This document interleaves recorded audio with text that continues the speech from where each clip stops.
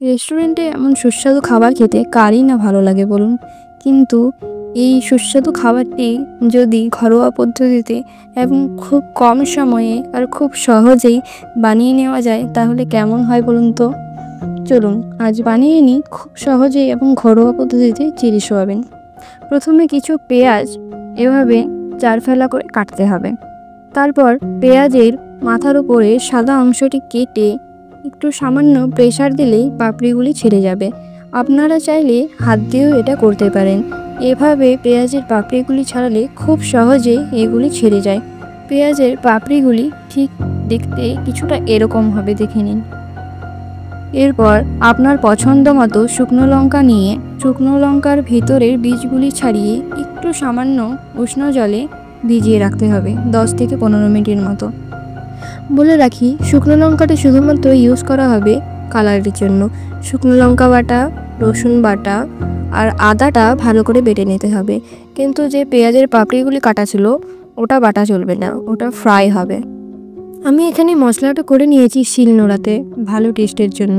তোমরা চাইলে গ্রাইন্ডারেই করতে পারো। এই যে আমার আদা, রসুন আর শুকনো লঙ্কা বাটাটি রেডি হয়ে গেছে।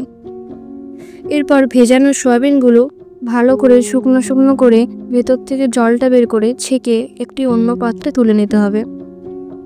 ঠিক এভাবে শুকনো শুকনো করে এবং ঝরঝরেভাবে তুলবে। এরপর কোটিংটা বানানোর জন্য পরিমাণ মতো বেসন নিতে হবে, পরিমাণ মতো চালের গুঁড়ো নিতে হবে।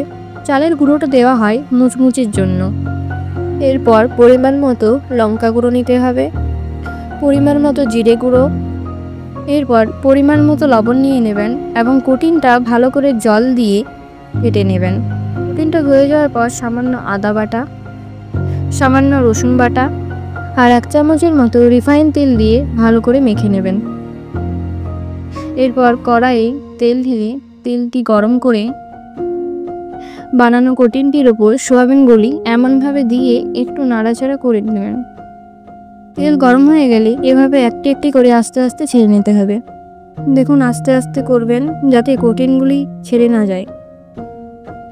খুব আস্তে আস্তে নাড়াচাড়া করতে হবে, কারণ কোটিংগুলি যদি সোয়াবিন থেকে ছেড়ে যায় তাহলে টেস্টটা অতটা ভালো হবে না।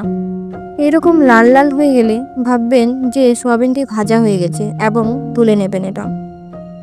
দেখুন, ভাজা সয়াবিনগুলো দেখতে কিছুটা এরকম হবে। এবার ওই তেলটাতেই কেটে রাখা পেঁয়াজের পাপড়িগুলি দিয়ে দিতে হবে। পেঁয়াজটা খুব একটা ভাজাও হবে না, আবার পেঁয়াজটা খুব একটা কাঁচাও থাকবে না। পেঁয়াজটি মিনিমাম 5 মিনিট নাড়াচাড়া করার পর বাকি মশলাগুলি দিয়ে দিতে হবে। এবার যতক্ষণ না মশলাটি থেকে তেল ছাড়ছে ততক্ষণ ভালো করে কষে নিতে হবে এবং এতে পরিমাণ মতো একটু লবণ নিয়ে নিতে হবে। আপনারা যদি ঝাল খেতে পছন্দ করেন তাহলে একটু লঙ্কার গুঁড়ো বা কাঁচা লঙ্কাও ইউজ করতে পারেন। দেখুন, তেল ছেড়ে গেছে।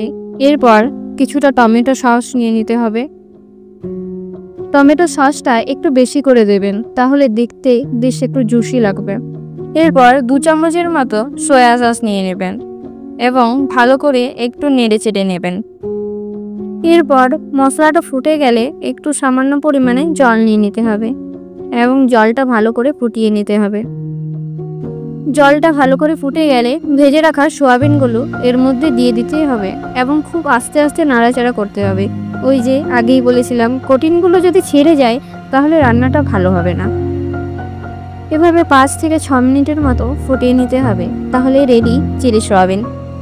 এই যে রেডি লাল লাল ঝাল ঝাল চিলি সোয়াবিন। আর কি ভাবছেন, এবার আপনার প্রিয়জনকে খাওয়ান।